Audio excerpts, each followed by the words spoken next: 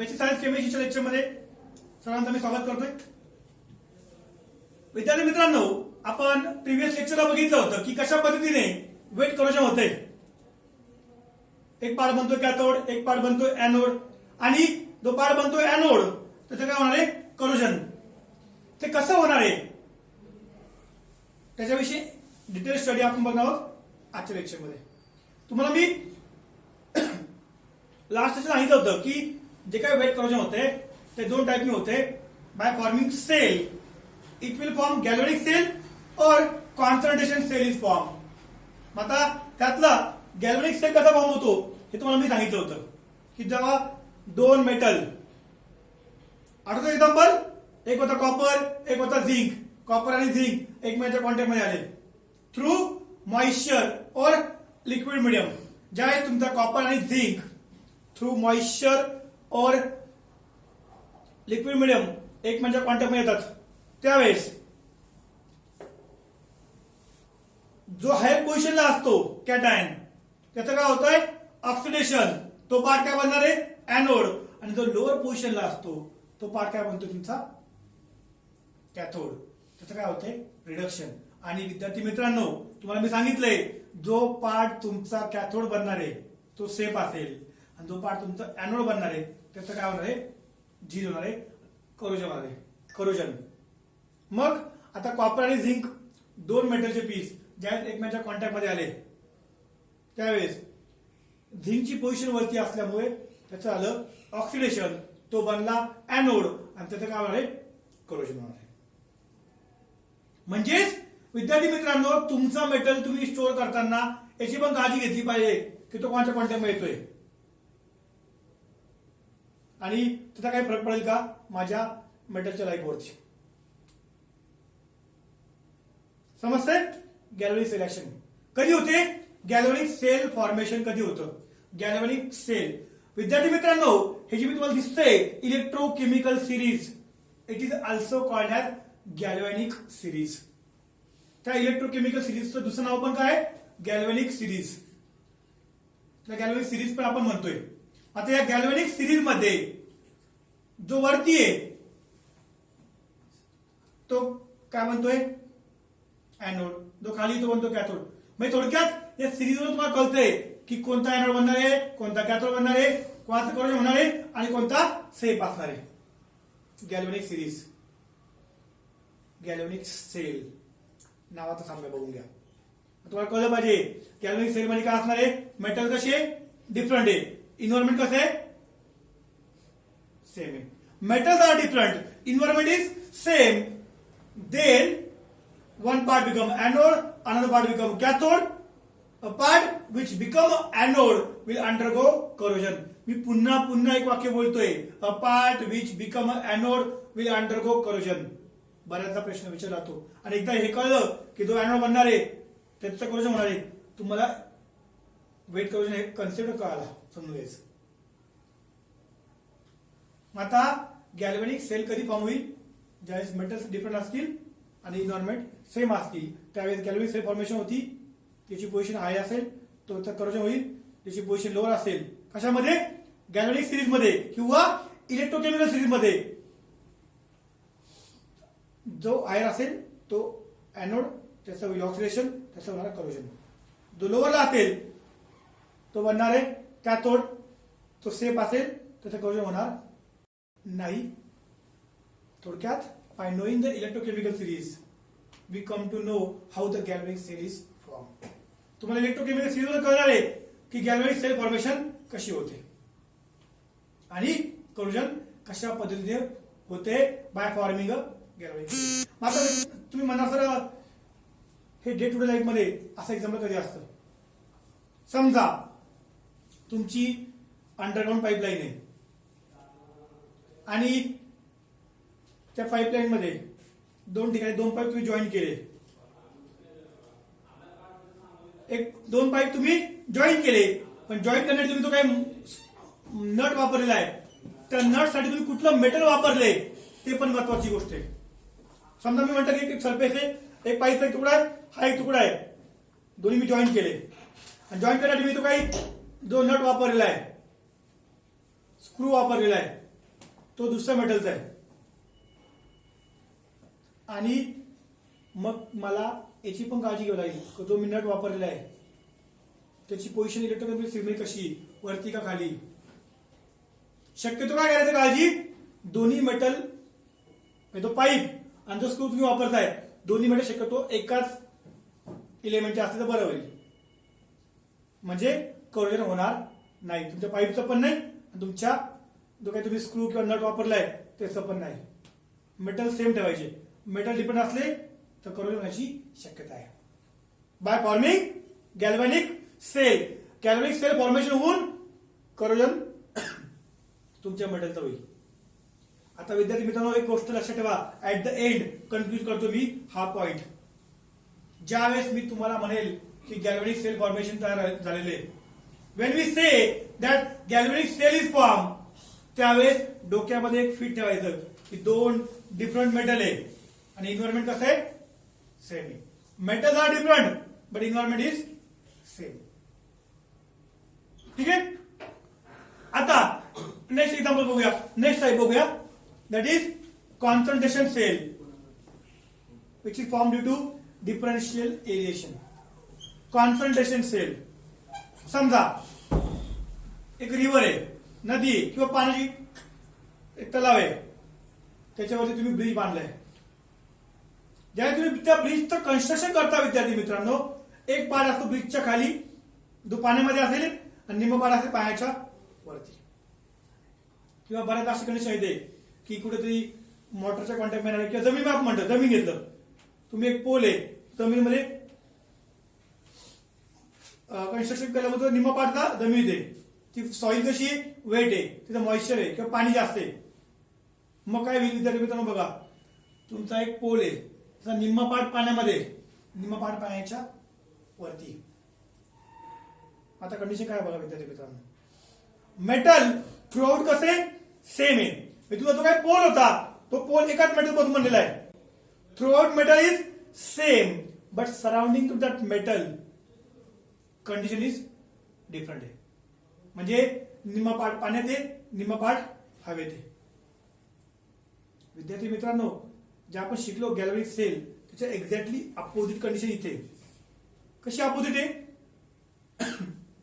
तिथे काय होतं गॅल्व्हॅनिक मध्ये मेटल्स डिपेंड होते, कॉपर आणि झिंक, मेटल्स डिपेंड होते पण इन्व्हायरमेंट सेम होतं. Metal are different, environment is same. कशामध्ये, गॅल्व्हॅनिक सेल मध्ये. परंतु कॉन्सन्ट्रेशन सेल मध्ये काय होतंय, मेटल सेम आहे but surrounding to that metal, त्या मेटलच्या सराउंडिंगला कॉन्सन्ट्रेशन कसं आहे, डिफरंट आहे. Concentration is different, concentration is different, म्हणून कॉन्सन्ट्रेशन सेल. नाव कळलं पाहिजे, नाव ऐकून समजलं पाहिजे. Concentration cell, concentration different.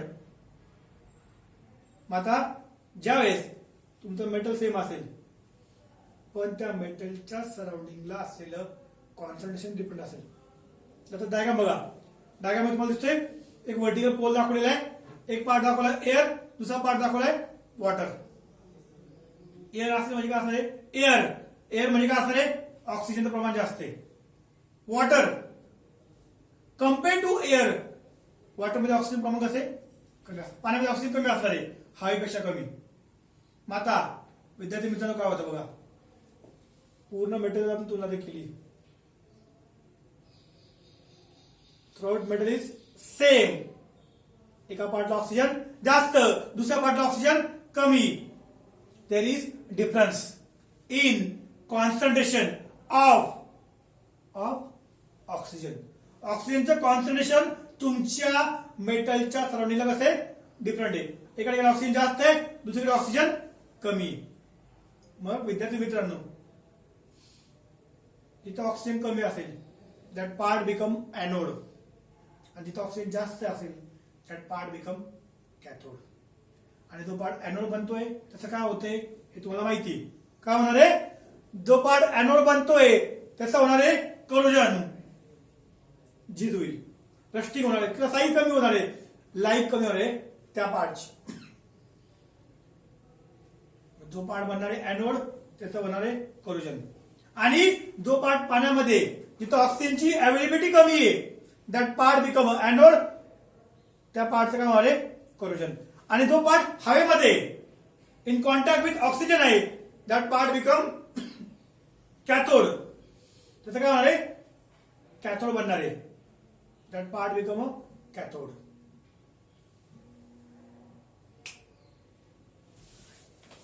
That part become a cathode. ठीक आहे, एनोड आणि कॅथोड.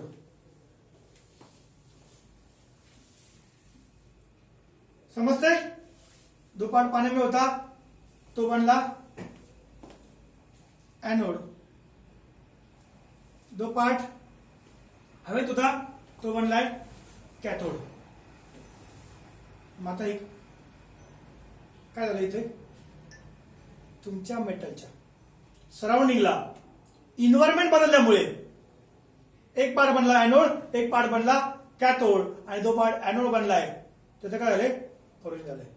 म्हणजे विद्यार्थी मित्रांनो, तुमच्या मेटलच्या सराउंडिंगला जर इन्व्हायरमेंट जरी डिफरंट असेल तरी सुद्धा तुमच्या मेटलचं काय होते करोजन होते, तरी सुद्धा करोजन होईल. आता अशी कंडिशन कधी येते तुमच्याबरोबर, समजा तुम्ही 10 किलोमीटरची पाईपलाईन केली, गॅस पाईपलाईन असेल किंवा वॉटरची पाईपलाईन असेल, अंडरग्राउंड पाईपलाईन आहे, अंडरग्राउंड पाईपलाईन आहे. एका ठिकाणी वॉटर जास्त असेल, म्हणजे असं म्हणा की तुमची जी काही अंडरग्राउंड पाईपलाईन आहे त्या अंडरग्राउंड पाईपलाईन मध्ये चुकून काही ठिकाणी समजा जर ती जी अंडरग्राउंड पाईपलाईन आहे तिथलं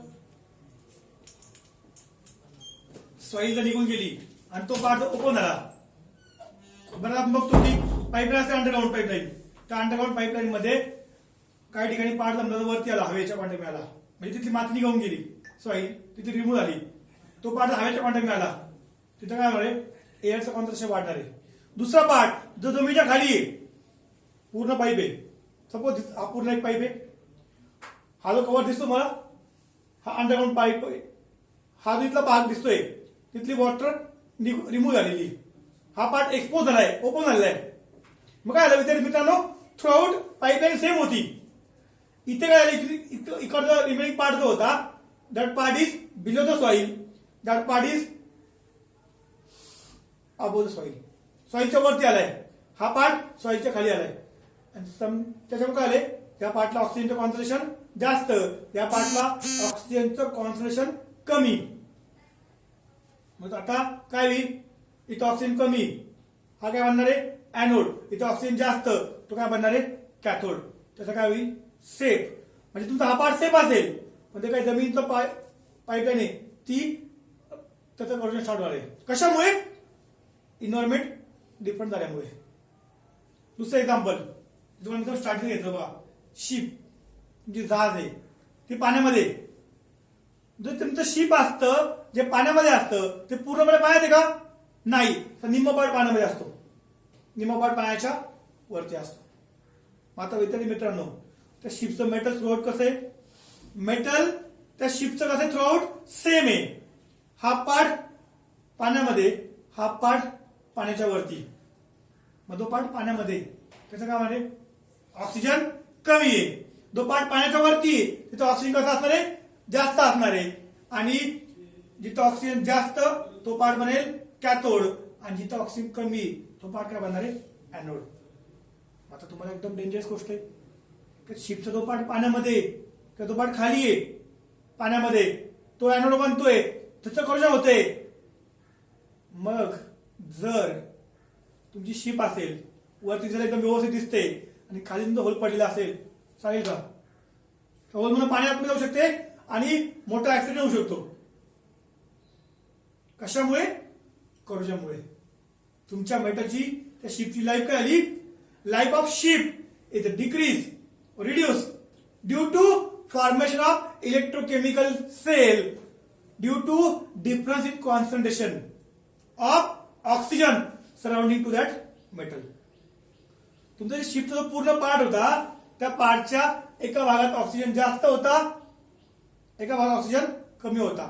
जो भाग पाण्यामध्ये होता शिपचा, तिथं ऑक्सिजन कमी होता म्हणून तो बनला एनोड, आणि जो पार्ट शिपचा वरती होता तो पार्ट बनला कॅथोड, कारण तिथं ऑक्सिजनची अवेलेबिलिटी जास्त आहे. म्हणजे वरचा पार्ट सेफ आहे, खालच्या पार्टचं काय झालंय, करोजन झालंय शिपच्या. कशामुळे? Due to formation of concentration cell. Concentration एका ठिकाणी जास्त, एका ठिकाणी कमी. हवेमध्ये ऑक्सिजन जास्त, पाण्यामध्ये ऑक्सिजन कमी कम्पेअर टू एअर. म्हणजेच मेटलच्या सराउंडिंगला जर कॉन्सन्ट्रेशन डिफरंट असेल तर कुठला सेल फॉर्मेशन होतंय, कॉन्सन्ट्रेशन सेल फॉर्मेशन होतंय. One part become cathode, another part become anode, आणि जो पार्ट एनोड बनणार त्याचं काय होणार आहे, करोजन होणार आहे. हे तुम्हाला माहिती.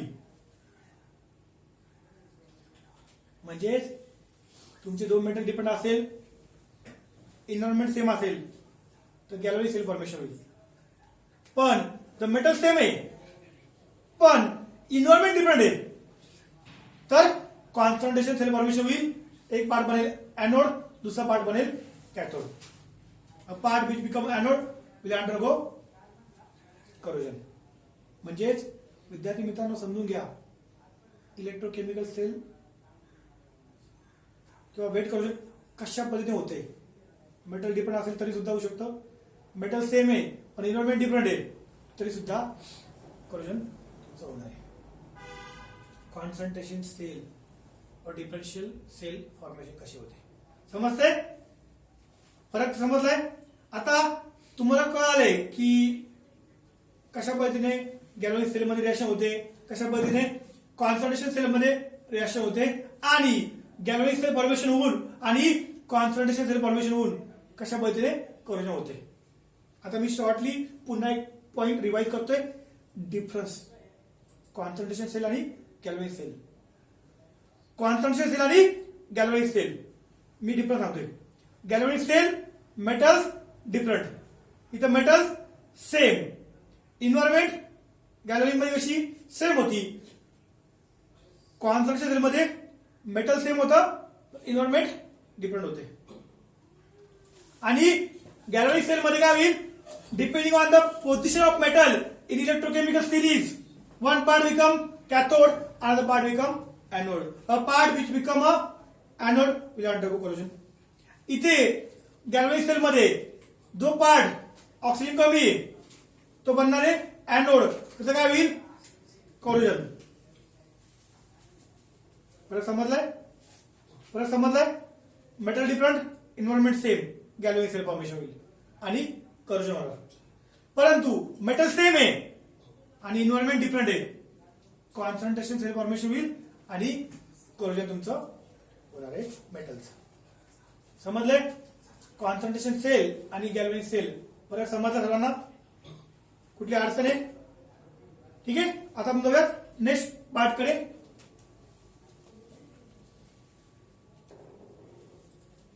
That is mechanism of electrochemical corrosion. Mechanism of electrochemical corrosion कशा पद्धतीने होतं. आता विद्यार्थी मित्रांनो, गॅल्व्हॅनिक सेल आणि कॉन्सन्ट्रेशन सेल ही कन्सेप्ट तुम्हाला समजली. आता आपण बघूयात की करोजन होताना कशा पद्धतीने होतंय. ज्यावेळेस तुमचं मीडियम तर नेचर डिफरंट असेल त्यावेळेस, म्हणजे समजा मेटलच्या सराउंडिंगचे काही ऍक्वेस मीडियम आहे ते ऍसिडिक आहे तर काय होईल, मेटलच्या सराउंडिंगला जे मीडियम आहे ते अल्कलाईन आहे किंवा न्यूट्रल आहे तर कसं करोजन होईल, कशा पद्धतीने त्याची रिॲक्शन होणार आहे याच्याविषयी आपण स्टडी करून घेणार आहोत. Depending on the medium of solution, acidic medium आहे, न्यूट्रल आहे की अल्कलाईन मीडियम आहे. It is classified into two types. Evolution of hydrogen, which is also called as hydrogen evolution method, and second, oxygen absorption method. Depending on the medium of solution, corrosion is classified into two different types: hydrogen evolution method and oxygen absorption method. आता त्यातलं पहिलं hydrogen evolution method कधी होते. Hydrogen evolution method कधी होते? Wien medium is acidic. This type of corrosion occur mostly in acidic environment, म्हणजे HCl, KCl किंवा तुमचं जे काही ऍक्वियस मीडियम आहे त्याचं नेचर जर ऍसिडिक असेल तर जे करोजन होणार आहे ते कसं होणार आहे? By evolution of hydrogen. Evolution म्हणजे काय? इव्हॉल्व होतोय, हायड्रोजन सेपरेट होतोय. कसं होतंय ते आपण बघूयात इन डिटेल मध्ये. First type that is evolution of hydrogen. फक्त काय लक्षात ठेवायचं विद्यार्थी मित्रांनो की हायड्रोजन इव्होल्युशन मेथड कधी होते? Wien medium is acidic. ज्यावेळेस तुमचं मीडियम ऍसिडिक असेल, मीडियम म्हणजे कोणतं? सराउंडिंग. ऍसिडिक इन्व्हायरमेंट असेल त्यावेळेस corrosion takes place by evolution of hydrogen. बघा ही डायग्राम बघा विद्यार्थी मित्रांनो, डायग्राम बघा तुम्हाला कन्सेप्ट क्लिअर होईल. समजा एक स्टील टँक आहे, स्टीलचा टँक आहे, त्याच्यामध्ये आपण वॉटर स्टोर केलेले आहे. ज्याचं नेचर कसं आहे? ऍसिडिक वॉटर आहे. Steel tank containing acidic water किंवा ऍसिडिक इंडस्ट्रियल वेस्ट. आणि या स्टील टँक मध्ये एक स्मॉल पीस ऑफ कॉपर पडलेला आहे. A steel tank containing acidic environment and small piece of copper is present in that. The portion of steel tank in contact with copper is corroded. जो steel tank आहे त्याचा जो portion आहे जो कॉपरच्या contact मिळालेला आहे त्याचं करोजन होणार आहे. आणि ते कसं होणार आहे ते आपण समजून घेणार आहोत इन हायड्रोजन इव्होल्युशन मेथड मध्ये. काय सांगतो समजले? डायग्राम कडे लक्ष द्या सर्वांनी. डायग्राम कडे बघा. ठीक आहे, काय दिलंय डायग्राम कसली? स्टीलचा टँक आहे, स्टील टँक आहे. त्याच्यामध्ये काय आहे? वॉटर आहे. That water will act as a electrolyte. वॉटरचं नेचर कसं आहे विद्यार्थी मित्रांनो? The nature of water is acidic. Acidic water आहे. आणि त्या स्टील टँक मध्ये एक कॉपरचा तुकडा पडलेला आहे, पीस ऑफ कॉपर. दिसत तुम्हाला डायग्राम मध्ये स्मॉल कॉपर कॅट पीस. विद्यार्थी मित्रांनो आता स्टीलचा टँक आहे. तुम्हाला मी सांगितलं स्टील टँक म्हणजे काय असतं? स्टील काय असणार आहे? 95% Fe, 5% पर्यंत कार्बन असतं. म्हणजे थोडक्यात स्टीलचा जो टँक आहे त्या steel tank is made up of 95% Fe पासून बनलेलं असतं. 95% Fe पासून ते बनलेले. माझा बघा विद्यार्थी मित्रांनो ही डायग्राम तुम्हाला बघितलं तर कळेल. स्टील टँक म्हणजे काय? Fe आणि कॉपरचा पीस आहे. दोन मेटल झाले, Fe आणि copper. Fe and copper. Water कसं आहे? थ्रूआउट सेम की डिफरंट? सेम आहे, बरोबर. कसं वॉटर नेचर आहे? ऍसिडिक वॉटर आहे. मग आता मला सांगा विद्यार्थी मित्रांनो कुठल्या टाईपचं सेल फॉर्मेशन होणार आहे? गॅल्व्हॅनिक की कॉन्सन्ट्रेशन सेल? चला बोला पटकन, कुठला सेल फॉर्मेशन होईल? गॅल्व्हॅनिक की कॉन्सन्ट्रेशन सेल? गॅल्व्हॅनिक सेल, बरोबर आहे. कारण metals different, environment same. Metals different, environment same. Galvanic cell formation आहे. मग आता गॅल्व्हॅनिक सेल फॉर्मेशन म्हटलं तर गॅल्व्हॅनिक सिरीज तुमच्या वेळा पुढे आली पाहिजे. गॅल्व्हॅनिक सिरीज मध्ये कोण वरती आहे कोण खाली आहे? तो वरती असेल तो काय बनणार आहे? एनोड. त्याचं काय होईल? ऑक्सिडेशन. त्याची काय होणार आहे? करोजन होणार आहे. जो खाली आहे तो काय बनणार आहे? कॅथोड. तो कसा असेल? सेफ. जो खाली आहे तो कॅथोड, तो सेफ. जो एनोड आहे तो असणार आहे वरती. मग आता Fe आणि कॉपर मध्ये कोणाचं करोजन होईल ते बघून घ्या. बघा इलेक्ट्रोकेमिकल सिरीज दिसते. वरती कोणाची पोझिशन आहे?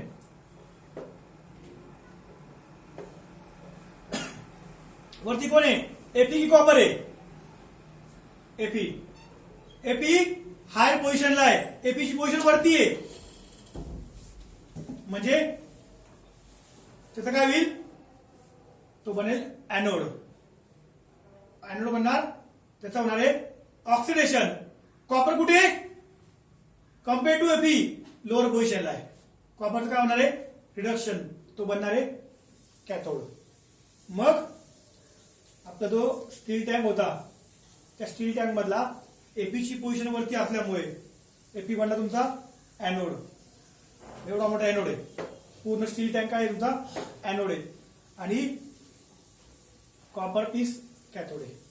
मग आता रिॲक्शन काय होते एनोड वरती आणि कॅथोड वरती हे बघा. रिॲक्शन ऍट एनोड काय होते, जो तुमचा एनोड आहे एफई त्याचा होणार आहे oxidation. So FE will lose the electron, FE become Fe2 plus 2 electron. Oxidation, loss of electron. थोडक्यात तुमचा जो काही एफई होता त्याने काय केलं इलेक्ट्रॉन लूज केले. आता हे जे इलेक्ट्रॉन त्यांनी लूज केले ते काय करतात, that electron flow through the metal from anode to cathode. म्हणजे ते जे इलेक्ट्रॉन आहे विद्यार्थी मित्रांनो ते एनोड कडनं कॅथोड कडे येत आहेत. एनोड टू कॅथोड ते इलेक्ट्रॉन मूव्ह करतायत. Electron flow through metal from anode to cathode. म्हणजे डायग्राम मध्ये बघा स्टील टँक होती, एनोड ची रिॲक्शन कोणती आली, AP will lose the electron that will form Fe2 plus 2 electron. आता स्टील टँक कडे इलेक्ट्रॉन कुठे गेले एनोड टू कॅथोड. म्हणजेच स्टील टँक कडनं कुठे गेले कॉपरच्या पीस कडे गेले, कारण कॉपर पीस काय आहे कॅथोड आहे, स्टील टँक काय आहे एनोड आहे. थोडक्यात तुमच्या आयर्न कडनं कॉपरकडे इलेक्ट्रॉन तुमचे गेलेले विद्यार्थी मित्रांनो. मग आता ज्यावेळेस ते इलेक्ट्रॉन तुमच्या स्टील टँक कडनं कॉपरकडे येतात सगळे कॉपर इलेक्ट्रॉन सगळे जमा होतात. कॉपरकडे सगळे इलेक्ट्रॉन्स तुमचे जमा होत आहे. मग आता ज्यावेळेस ते कॉपरकडे जमा होतात तुमच्या सोल्युशन मध्ये काय असते ऍसिडिक इन्व्हायरमेंट आहे. म्हणजे काय असणार आहे H+ आयन्स तुमच्या सोल्युशन मध्ये प्रेझेंट आहे. तुमच्या सोल्युशन मध्ये काय आहे H+ आयन्स प्रेझेंट आहे because water nature is acidic. Environment कसं आहे इन्व्हायरमेंट इज ऍसिडिक आहे, म्हणून जे काही तुमचं वॉटर आहे जे ऍसिडिक आहे त्यात असलेले H+ आयन्स ते काय करतात इलेक्ट्रॉन गेन करतात. ते कॉपर इलेक्ट्रॉन जमा झाले ना इलेक्ट्रॉन ते गेन करतात. रिॲक्शन काय होती at cathode 2H+ which are present in water, which are present in electrolyte, which are present in acidic medium अर्थ सेम वॉटर इलेक्ट्रोलाइट किंवा ऍसिडिक मीडियम मध्ये जे काही H+ प्रेझेंट आहे ते H+ काय करतात इलेक्ट्रॉन गेन करताय and they will form H2. H2 is gas. ते गॅस फॉर्म करताय आणि H2 गॅस अपोडायशनी रिमूव्ह होतोय, इव्हॅपोरेट होतोय, H2 गॅस बाहेर पडतोय. डायग्राम मध्ये तुम्हाला दिसतोय मी एक एरो दाखवला बघा. तो एरो काय की तुमच्या स्टील टँक कडे इलेक्ट्रॉन आले, सर्व कॉपरच्या पीस वरती जमा झाले. त्या कॉपर पीस वरती इलेक्ट्रॉन कोणी घेतले H+ आयन्स जे सोल्युशन मध्ये प्रेझेंट होते त्या सोल्युशन मध्ये असलेल्या H+ आयन्सनी इलेक्ट्रॉन काय केले गेन केले. रिॲक्शन कोणती आली रिॲक्शन आली 2H+ plus 2 electron that will form H2 gas. आणि तो H2 गॅस जो आहे विद्यार्थी मित्रांनो तो H2 गॅस काय होतोय रिमूव्ह होतोय. H2 गॅस रिमूव्ह होतोय, बाहेर निघतोय. H2 गॅस रिमूव्ह होतोय. जो दाखवला तुम्हाला मी डायग्राम मध्ये अपेड एरोने H2 गॅस फॉर्म होतोय. थोडक्यात ज्यावेळेस तुमचं मीडियम ऍसिडिक असेल त्यावेळेस हायड्रोजन गॅस बाहेर पडतोय आणि तुमच्या स्टील टँकचं काय होतंय कोरोजन होतंय. हायड्रोजन बाहेर होतोय, हायड्रोजन बाहेर निघतोय, हायड्रोजन इव्हॉल्व होतोय, इव्हॅपोरेट होतोय. म्हणून name of the method is hydrogen evolution method. Hydrogen is evolve escape in the form of gas because of that the name of method is hydrogen evolution method and the mechanism is called as hydrogen evolution mechanism. समजतंय? Steel tank piece of copper, स्टीलची position वरती होती. Steel म्हणजे काय? AP. एपीची position higher होती. कशामध्ये? Electrochemical series मध्ये. Copper होता खाली. कॉपर बनलाय कॅथोड. एपी आपल्या वरती म्हणून तो बनलाय एनोड. एपीचं काय होणार आहे? ऑक्सिडेशन. एपी काय करणार? इलेक्ट्रॉन लूज करणार आहे. आणि कॉपर किंवा जो कॉपरच्या एकूण सोल्युशन मध्ये H प्लस इलेक्ट्रॉन लवकर गेन करणार आहे. आणि H plus will gain the electron and hydrogen gas is evolved and because of that name of method is hydrogen evolution method. समजलं मित्रांनो? हे होतं हायड्रोजन इव्होल्युशन मेथडचं मेकॅनिझम. अशा पद्धतीने ज्यावेळेस तुमचं मीडियम असेल ऍसिडिक करोजन होणार आहे. करोजन होईल अशा पद्धतीने. अशी रिॲक्शन होणार आहे पूर्णपणे वेन मीडियम इज ऍसिडिक. समजलंय? आता आपण नेक्स्ट लेक्चरला बघूयात. ज्यावेळेस तुमचं मीडियम न्यूट्रल असेल किंवा ज्यावेळेस तुमचं मीडियम अल्कलाइन असेल, बेसिक असेल, त्यावेळेस कशा पद्धतीने रिॲक्शन होते. That part we will discuss in next lecture. Okay, thank you.